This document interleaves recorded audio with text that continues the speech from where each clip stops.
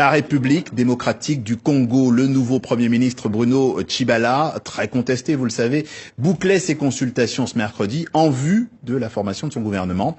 Rien n'est fait, dit l'opposition, et Bruno Tshibala, lui, veut s'en tenir à la feuille de route initiale. Écoutez.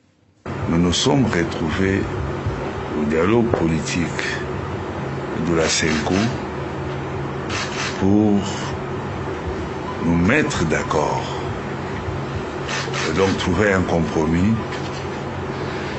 en vue d'aller à des élections suivant un nouveau calendrier qui nous sera présenté par la CENI. Avant la formation du gouvernement, qu'on parle des élections, qu'on parle du social, bien qu'il y a des recommandations, dont notamment la priorité est de répondre aux besoins de notre peuple, notamment dans le social, dans la sécurité, a envie d'échiter aux élections. Voilà, et la RDC, il en est encore question dans notre séquence. On en parle avec ce soir Maude Roubaud. Bonsoir Maude. Bonsoir. Et bonsoir aussi à notre confrère Ousmane Diaye de Courrier International. Bonsoir. La question Facebook est en ligne depuis lundi. Joseph Kabila, une stratégie à toute épreuve. Alors on replace le cadre, on l'a dit, il y a quelques jours, Bruno Tshibala a été nommé Premier ministre, ce qui a semble-t-il accentué les divisions au sein de l'opposition. Et c'est d'ailleurs, Maude, le constat que dressent la plupart de nos internautes. Oui, à l'image d'Espoir Irengue, qui nous écrit depuis Bujumbura, au Burundi. Et pour lui, le président Kabila a seulement profité de l'immaturité et de l'incompétence notoire des acteurs politiques de tous bords. Andy Kateng de Lubumbashi, lui, estime que les opposants de jour sont prêts à changer de casquette la nuit pour un poste. Résultat, le peuple ne sait plus à qui faire confiance. Alors, Joseph Kabila ne profite-t-il pas tout simplement de la faiblesse de ses adversaires dont les divisions ont éclaté après la mort d'Étienne Tshisekedi? Ben oui, bien sûr. En fait, d'où on part, c'est simple. Pour moi, Kabila n'a pas une stratégie. S'il a une stratégie, elle est simple. Kabila a fait un coup de force. C'est-à-dire, il s'est maintenu au pouvoir alors que bon, rien ne lui permettait. La Constitution lui interdisait, etc. Il a mis son peuple devant le fait accompli. Pour moi, c'est une forme de coup d'État. Kabila a inventé une nouvelle forme de coup d'État. Et je pense qu'il se permet parce que l'opposition, est affaiblie et assez médiocre, au fond. Parce que aujourd'hui, quand vous voyez Bruno Tshibala, qui vient d'être nommé Premier ministre, il y a quelques jours, il était aux côtés de Joseph Olengakoy qui a parlé pour dire la même chose. Il était le porte-parole du rassemblement de l'opposition. Le Premier ministre qui l'a remplacé, Sami Badibanga, même chose. Il était le porte-parole du principal parti d'opposition. Donc je pense qu'on a l'impression que finalement, bien sûr, dans une forme de paradoxe politique, le meilleur allié de Kabila, finalement, le meilleur atout de Kabila, paradoxalement, c'est son opposition, tant elle est médiocre, tant elle s'illustre dans des querelles crypto-personnelles. Faut rappeler quand même que la dépouille de la figure historique de l'opposition qu'ils vénèrent tous, ils n'ont pas été capables d'être d'accord sur le rapatriement et sur les conditions de l'inhumation, tellement ils étaient occupés à se déchirer pour la succession. Ousmane, l'opposition est médiocre, on l'a compris, enfin c'est ce que vous nous dites. En même temps, si Kabila n'était pas malin, il n'aurait pas pu utiliser cette médiocrité. Moi je pense que Kabila n'est pas malin, c'est simple. Kabila, il a l'armée. Qu'est-ce qu'il fait quand le mouvement, parce que quand même au Congo, ce qu'il faut dire, je pense que c'est l'espoir aujourd'hui, que la situation se débloque politiquement, cette situation de fermeture, cette situation d'entente tacite entre une classe politique assez corrompue, avec les mêmes mœurs politiques, a fait émerger des mouvements citoyens, Filimbi, Lucha, qui par contre tiennent une opposition très radicale, ils tiennent tête à Kabila. Kabila envoie l'armée. Eux, il n'y a pas d'accord de Saint-Sylvestre. Oui. Voilà, donc je pense que Kabila, il n'a pas une intelligence stratégique, il a l'armée, et il a une capacité de corruption. Voilà. Je pense que ce sont ces deux principaux outils qui n'ont rien d'intelligent au fond, et qui n'ont rien d'honorable. Maude ? Oui, donc beaucoup d'internautes, eux, estiment que Joseph Kabila s'accroche au pouvoir et qu'il repousse au maximum l'échéance présidentielle. Et c'est ce que nous dit Julia Ferriol Mwambulungu à Kinshasa, qui pense que Joseph Kabila fait traîner en longueur. Mais pour lui, donc cet internaute, la page est tournée et tout ce qui se passe, c'est en fait un signe d'agonie, nous dit-il, d'un régime prédateur. Teddy Chitenda Mulumba, lui aussi à Kinshasa, va encore plus loin, car pour lui, si Kabila utilise bien le dépochage et la corruption pour fragiliser l'opposition et obtenir un 3e mandat.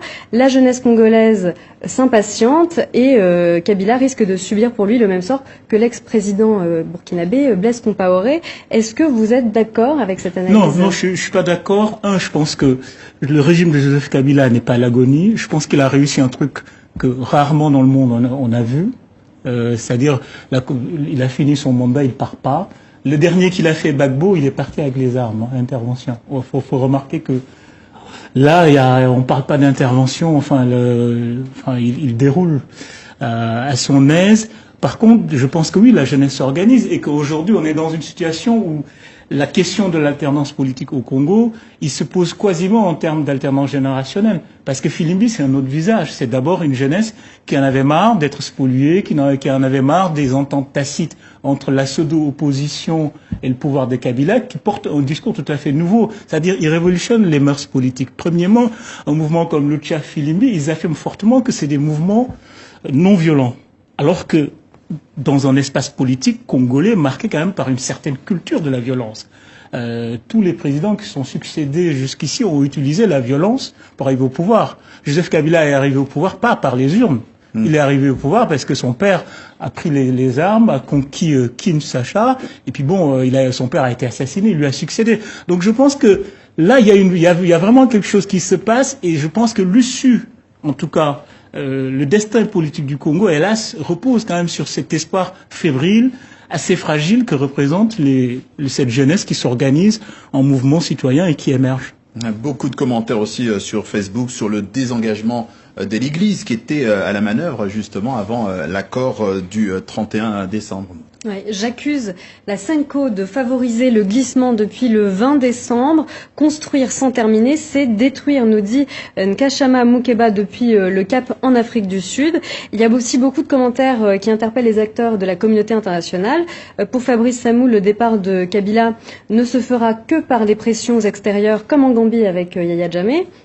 Ousmane, je vous pose cette question de Benoît Ngeleka de Kinshasa.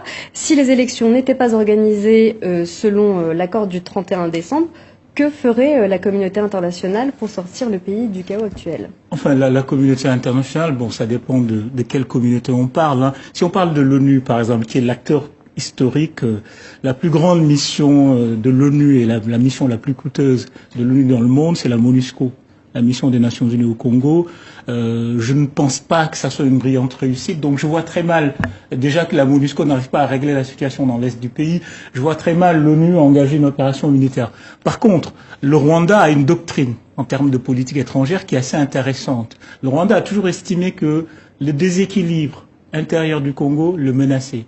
Parce que il y a beaucoup de réfugiés rwandais, beaucoup d'anciens du régime génocidaire qui sont basés sur place, et Kagame a toujours, le président rwandais Kagame, a toujours réclamé une sorte de droit de poursuite. Et puis aussi, il faut rappeler toujours, l'histoire est importante, en tout cas, la dynastie Kabila est là, parce qu'elle a été parrainée par le Rwanda.